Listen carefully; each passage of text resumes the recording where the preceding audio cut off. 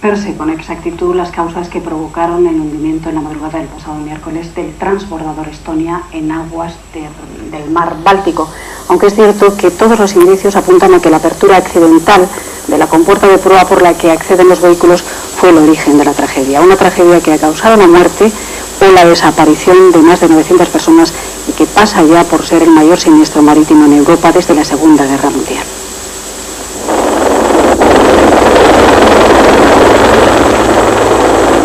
A primera hora de la madrugada del miércoles, el transbordador que efectuaba el trayecto entre la localidad estonia de Tallinn y el puerto de Estocolmo se hundía en las frías aguas del Báltico a 40 kilómetros de la costa finlandesa.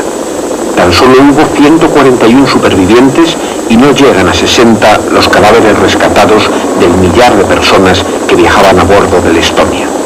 Su naufragio constituye el accidente marino más grave desde el final de la Segunda Guerra Mundial en Europa y uno de los mayores del mundo en las últimas décadas.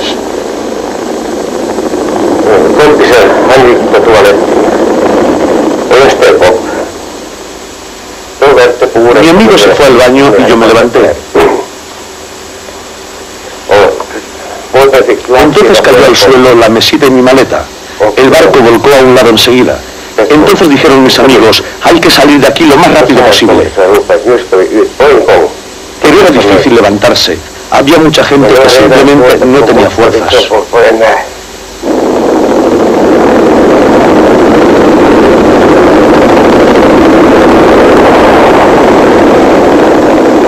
Antes de que finalizasen las operaciones de rescate de los náufragos, que se realizaban en una dramática carrera contra el reloj, porque el frío de las aguas no permitiría resistir mucho a los supervivientes, los familiares de los pasajeros que viajaban a bordo del Estonia, poseedores ya de la terrible noticia del naufragio, acudieron al puerto en busca de información sobre la suerte corrida por sus allegados.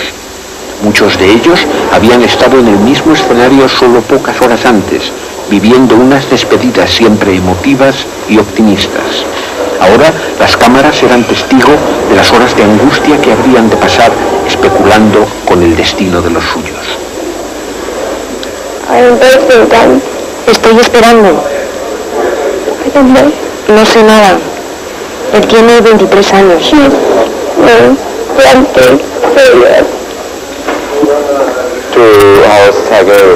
Hace 2 horas recibí un mensaje de mi mujer que me decía que está bien. Ella me dijo que estaba en Suecia. Nadie podía imaginar que aquel iba a ser el último viaje del Estonia, una embarcación salida de los astilleros alemanes Mayer-Werft 14 años atrás, pero todavía en buen uso, que ofrecía a sus pasajeros toda clase de comodidades e incluso equipo de médicos propio. La nave había sido sometida a una inspección técnica 48 horas antes del desastre. Los inspectores suecos reflejaron en sus actas varias críticas al funcionamiento de las compuertas, considerando que no cerraban herméticamente, y también señalaron algunos defectos en el sistema de anclajes que debía asegurar la inmovilidad de la carga. Sin embargo, permitieron la salida de la nave por estimar su estado como apto para una navegación sin riesgos mayores. Probamos muchos sistemas y todos funcionaban bien. La impresión general del barco era buena. Un temporal con fuertes vientos y olas de más de 8 metros de altura sometió a una prueba tan dura como trágicamente definitiva al estado del ferry. Las causas del naufragio habrán de ser establecidas por los expertos y debatidas en cada detalle por los armadores y las compañías que aseguraban la embarcación en cerca de 8.000 millones de pesetas. Pero de los testimonios de tripulantes y pasajeros se deduce que el agua penetró por algunas compuertas, averiadas, rotas por un golpe de mar o simplemente mal cerradas. La acumulación de agua hizo que la nave se inclinara a un lado. Debieron romperse los anclajes de algunos de los grandes camiones con remolque que el buque llevaba en sus entrañas. La pesada carga se desplazó y el desequilibrio junto a la fuerza de un mar embravecido pudo causar que las aguas se tragasen las 15.000 toneladas de la embarcación.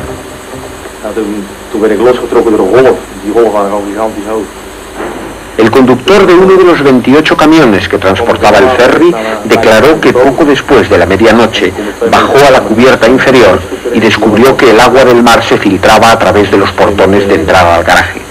Cuando corrió a dar la alarma, la embarcación comenzó a inclinarse.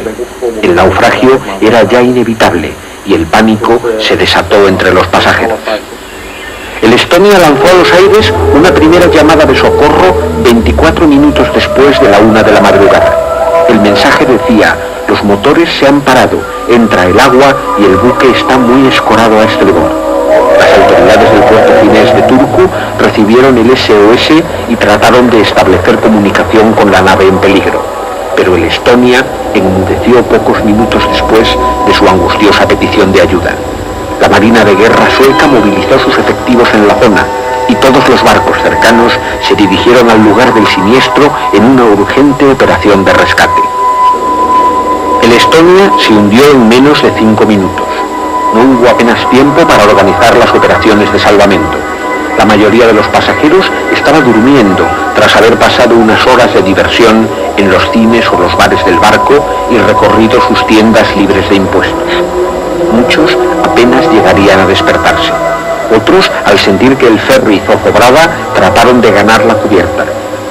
El pánico se desató y la evacuación del barco se precipitó entre gritos y empujones.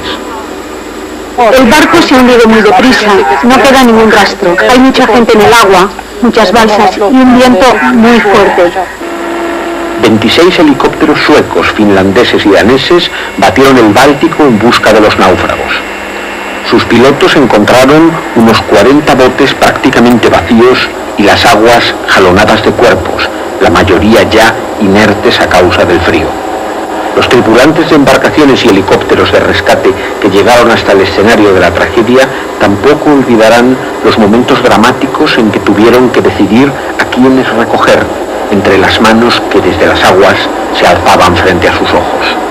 Después contarían que optaron por dirigirse hacia quienes más se movían, pensando que serían los que tenían mayores posibilidades de sobrevivir al frío.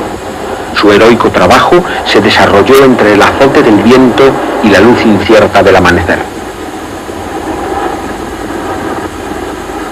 Ya no hay supervivientes, solo quedan cadáveres flotando. Aparecen 3 o 4 cada hora.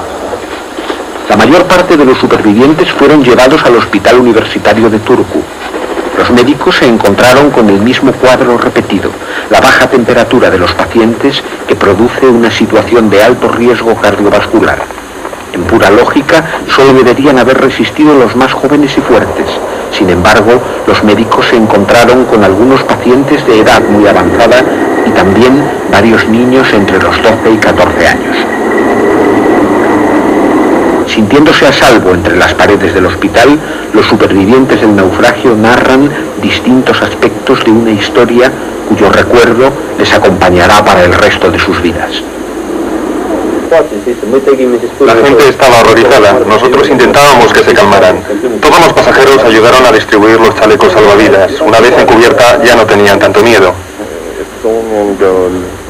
Intenté coger a la niña Estonia, pero se resbaló entre mis dedos. Una ola grande la tiró del barco. Los médicos del Hospital Universitario de Turku informaron a la prensa del estado en que habían llegado los supervivientes del naufragio. De los daños sufridos por quienes habían logrado escapar del desastre, se deducía la imposibilidad de que se mantuviesen con vida aquellos que aún permanecían entre las agitadas y frías aguas del Báltico. La hipotermia, es decir, el descenso de la temperatura del cuerpo, produce un estado de confusión mental, agarrotamiento de los miembros y torpeza en los movimientos. Al perder 4 grados de temperatura, se cae en la inconsciencia y las posibilidades de sobrevivir se reducen drásticamente. Por debajo de los 32 grados, el cuerpo corre el riesgo de sufrir una crisis cardiovascular. Y entre los 25 y los 20 grados, el corazón deja de latir.